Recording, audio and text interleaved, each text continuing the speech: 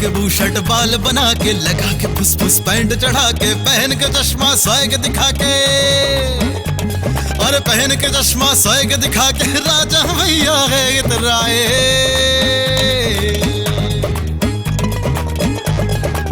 बेटा राजा बाबू बन के कहाँ जा रहे हो? कहीं नहीं अम्मा, जरूरी काम से जा रहे हैं, बाय। लगा के चाबी कांच घुमाए, शक्ल निहारे दांत दिखाए, किक मार के गियर डाले, और किक मार के गियर डाले, रेस मरोड़े फुर्र हो जाए। मुन्ना गुल्लू गुड्डू पिंकी टक टक टक टक देखे जाए, दूर से सबको करे इशारा, और दूर से सबको करे इशारा, राजा जी की चली सवारी। कक्कादी ने टोक लगाए। राजा बाबू बनकर कहाँ जा रहा है? कहीं नहीं काका, मैं जरूरी काम से जा रहा हूँ, शाम को मिलूंगा। Bye bye, Tata.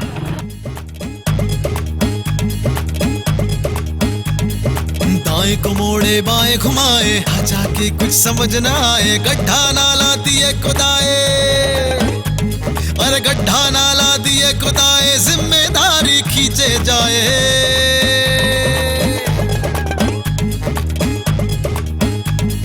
कौन दिशा में खींचे जाए, भैया के कुछ समझ न आए, पांव से रोके ब्रेक लगाए, और पांव से रोके ब्रेक लगाए, गाड़ी लेकिन चलती जाए।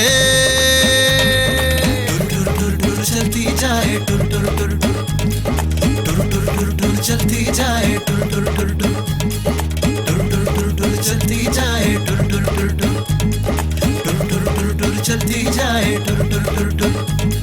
राजा के कुछ समझ न आए, टुर टुर टुर टुर, कौन दिशा में खींचे जाए, टुर टुर टुर टुर, जिम्मेदारी खींचे जाए, टुर टुर टुर टुर, राजा की कुछ समझ न आए, टुर टुर टुर, कौन दिशा में अरे अरे अरे अरे, उठा उठा, पकड़ो पकड़ो पकड़ो।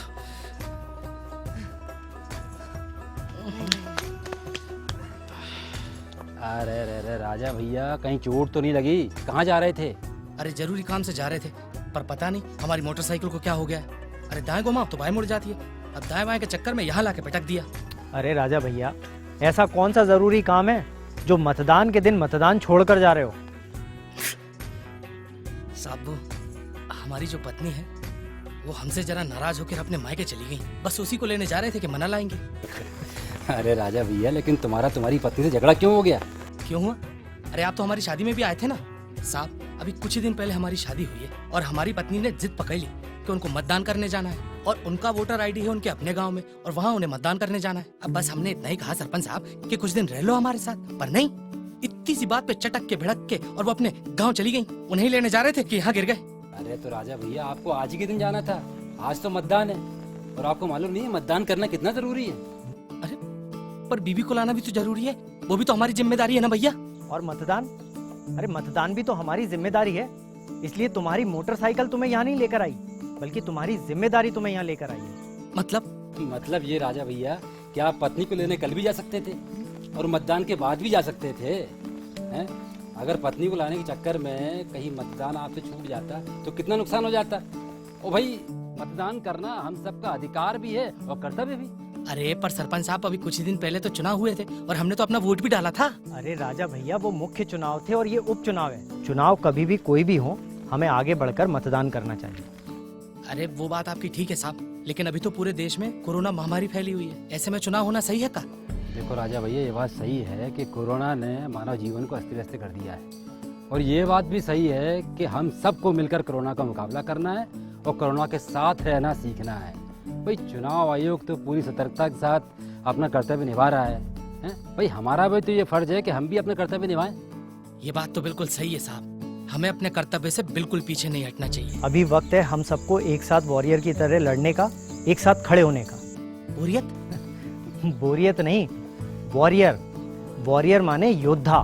कोरोना को हमें एक दुश्मन की तरह देखना होगा और इस बीमारी से हमें योद्धा की तरह लड़ना होगा। जैसे डॉक्टर, पुलिस, सफाई कर्मचारी, प्रशासनिक अधिकारी, इन सभी ने हमें योद्धाओं की तरह बचाया है और इस महामारी से हमें सुरक्षित रखा है।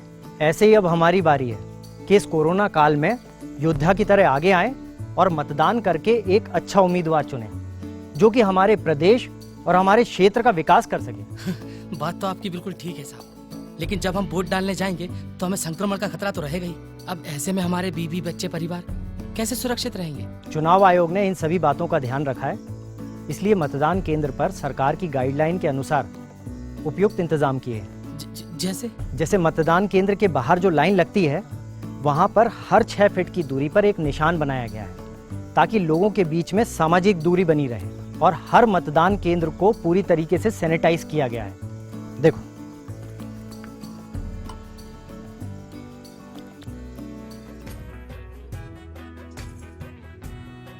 लाइन में सामाजिक दूरी बनी रहे, इसके लिए 6 फीट पर निशान लगाए जाएंगे। मतदान केंद्रों पर बीएलओ और स्वयंसेवक उपस्थित रहेंगे ताकि सामाजिक दूरी का कड़ाई से पालन हो सके। जो भी मतदान केंद्र पर आएगा उसका तापमान टेम्परेचर गन से लिया जाएगा।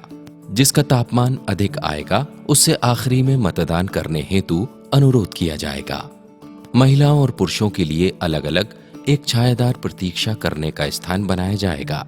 यह मतदान केंद्र परिसर में ही रहेगा, जिससे वोटर बिना अपनी सुरक्षा के बारे में चिंता करे मतदान कर सकता है।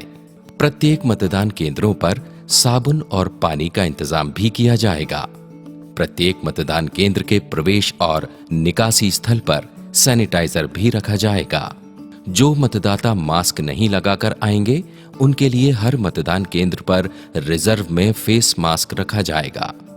जगह जगह कोविड-19 के पोस्टर लगाए जाएंगे जिससे कि सभी मतदाता जागरूक हो सकें।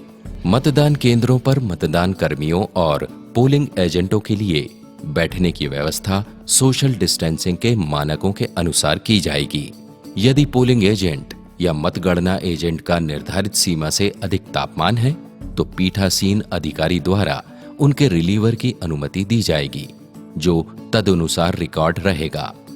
मतदान की पहचान की प्रक्रिया के दौरान मतदाताओं को पहचान के लिए फेस मास्क नीचे करने की आवश्यकता होगी।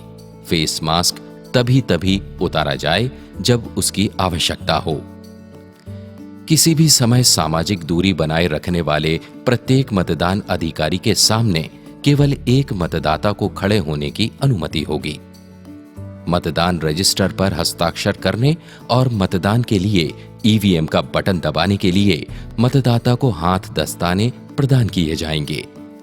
मतदाताओं द्वारा उपयोग के लिए स्पष्ट निर्देश के साथ उचित स्थानों पर बूथ के अंदर सैनिटाइजर रखे जाएंगे।